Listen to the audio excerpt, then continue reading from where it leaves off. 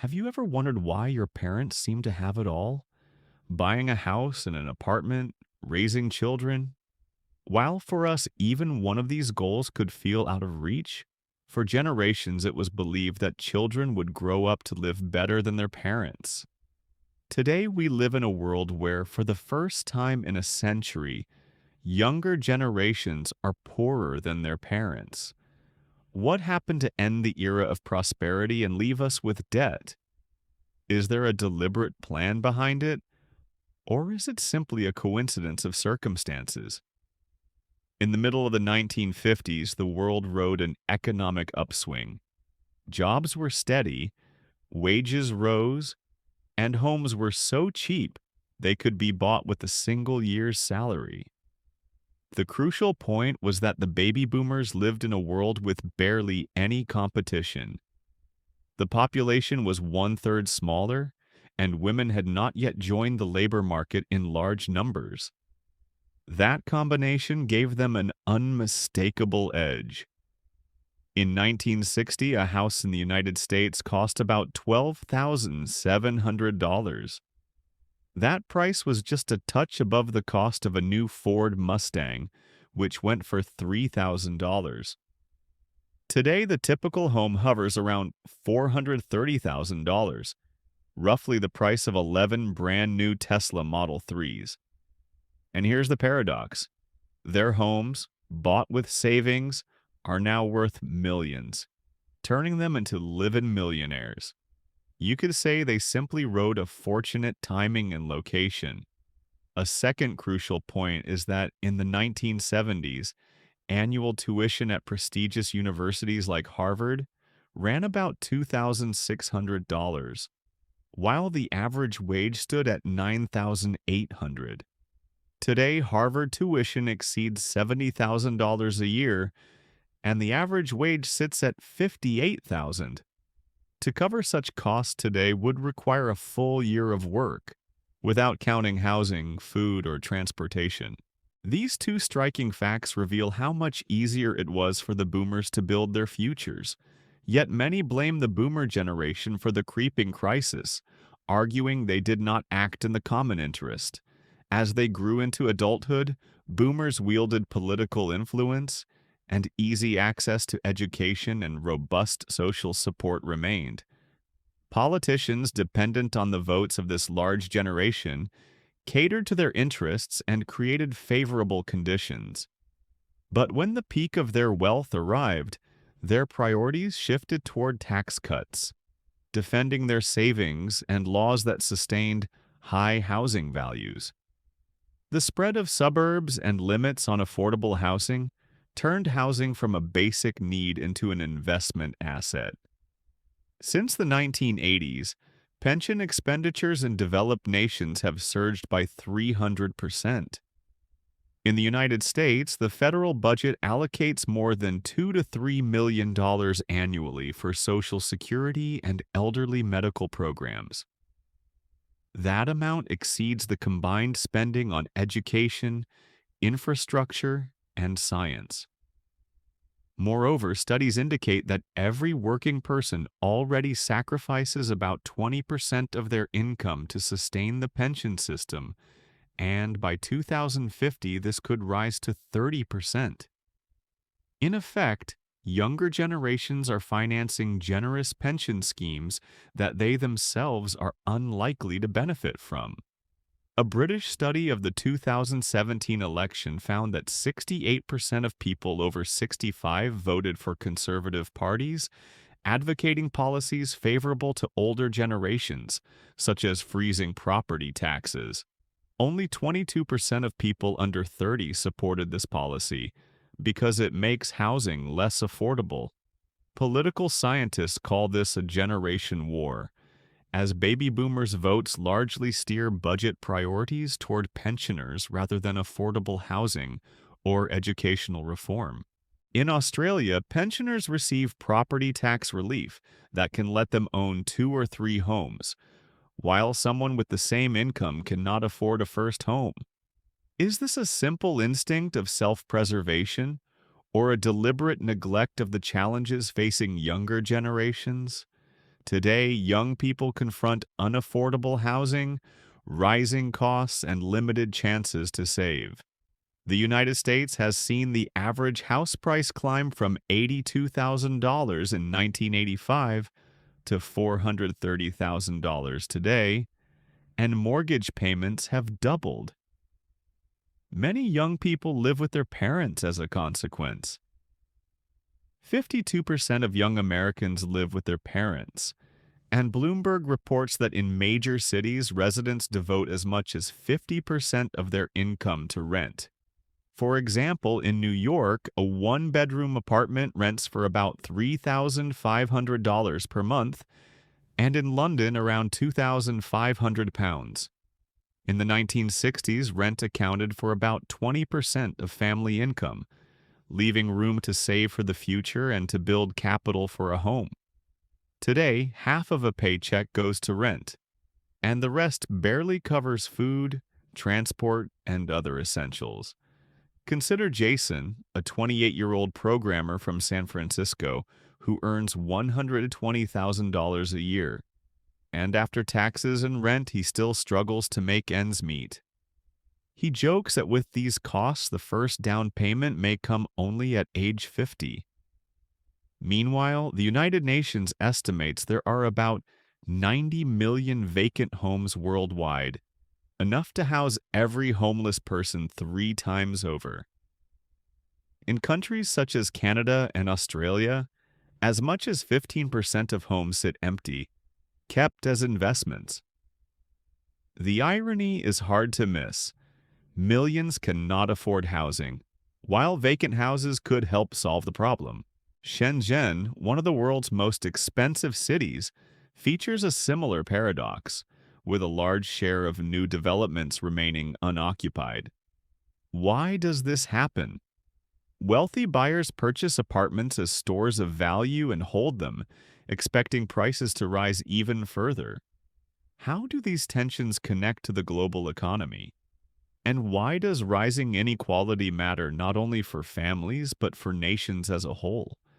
A central issue is wealth concentration. Baby boomers amassed vast fortunes through homes, pensions, and investments. What happens when wealth is concentrated in one generation? Economists call this the problem of generational wealth. Much of the wealth is transferred too late, often when heirs are already near retirement. The funds go into personal savings rather than into developing businesses or purchasing homes. Small businesses, the backbone of many economies, suffer in this system. When owners die and their children do not want or cannot continue the enterprise, these businesses fade away. One of the most striking findings from a 2021 Oxfam study is that the wealth of the 10 richest people rose by $400 billion in a single year, an amount equal to the total income of about 40% of the world's population.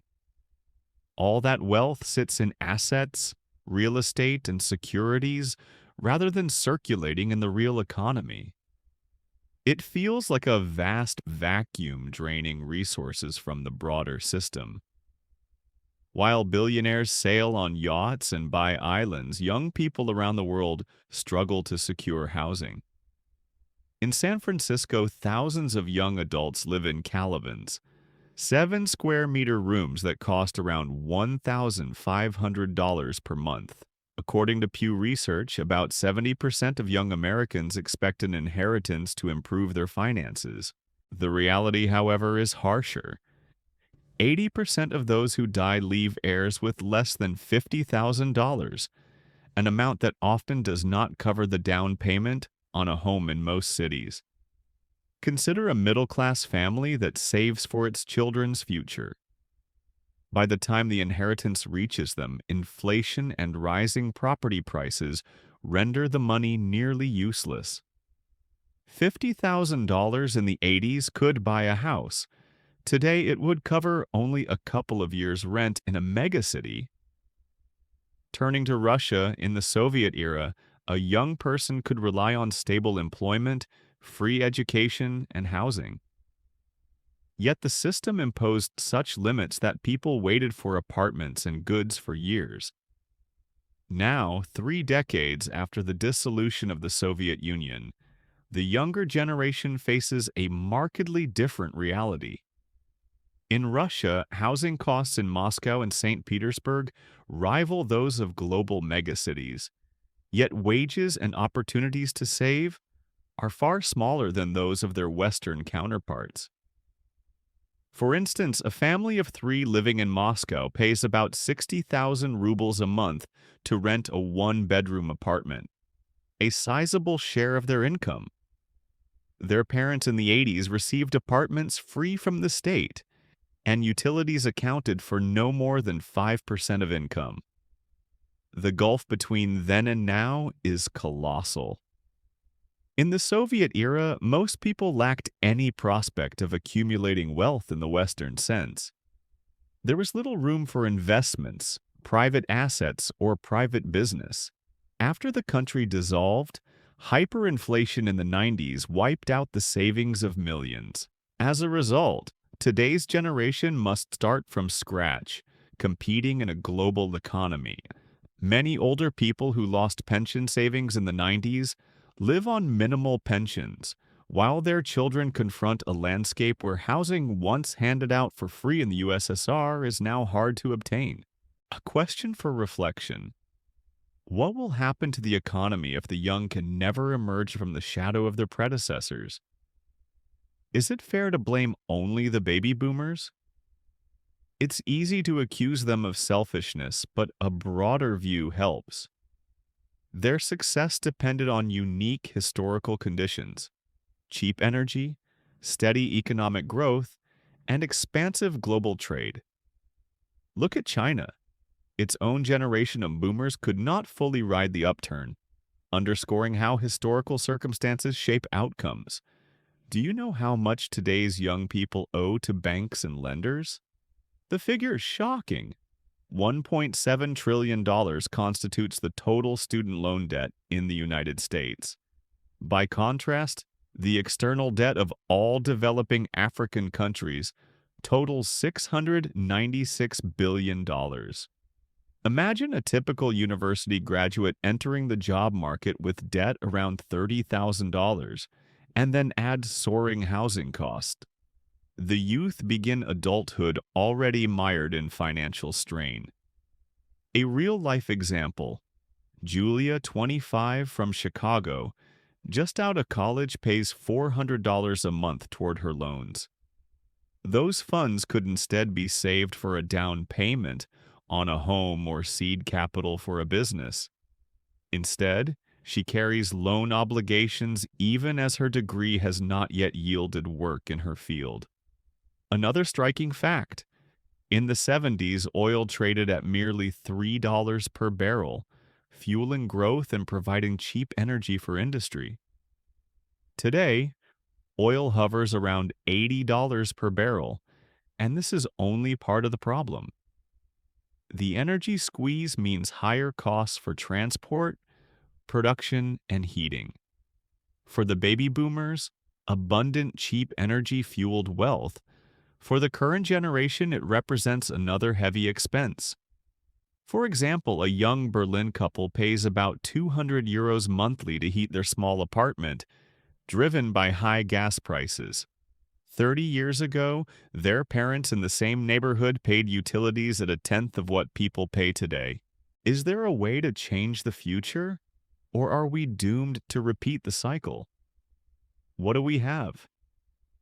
Younger generations strive to reach at least their parents' standard of living. The baby boomers amassed wealth in an era of unique opportunities, but the world has changed. The problem is not only with them, it is deeper and systemic. Economists propose various remedies: wealth taxes, pension reforms, affordable housing. Yet the core challenge is how to implement these changes in a world where politicians still rely on the votes of older generations. The United Nations forecasts that by the year 250, in developed nations, 1 in 4 people will be over 65. That will mean 2 pensioners for every worker. In the 1970s, one retiree was supported by 5 workers. Imagine an economy where the lion's share of income goes to sustaining pensions and healthcare for the elderly. The youth will shoulder higher taxes to prop up a system that does not guarantee their own pensions. In Japan, aging has already become acute. Many pensioners work into their 80s to survive. Their children and grandchildren are forced to support not only themselves but also their aging parents, trapped by mounting financial obligations. Meanwhile, billions are spent on saving the planet. Fighting climate change will require investments of $5 trillion a year for the next 30 years, according to a World Bank report. That is a colossal burden for current and future generations. Ironically, it is the baby boomers who lived through the era of the highest pollution, who created the conditions demanding these costs. The youth now bear the consequences with money and with their own futures. For example, in India, families are forced to move from villages to cities because of severe drought linked to climate change. Farmer Rahul lost his land and now works as a security guard in Mumbai for little pay. His dream is to send his children to school, but education costs rise faster than wages. What do you think? Can we build a future where wealth and opportunity are distributed more fairly? Or will the current arrangement endure,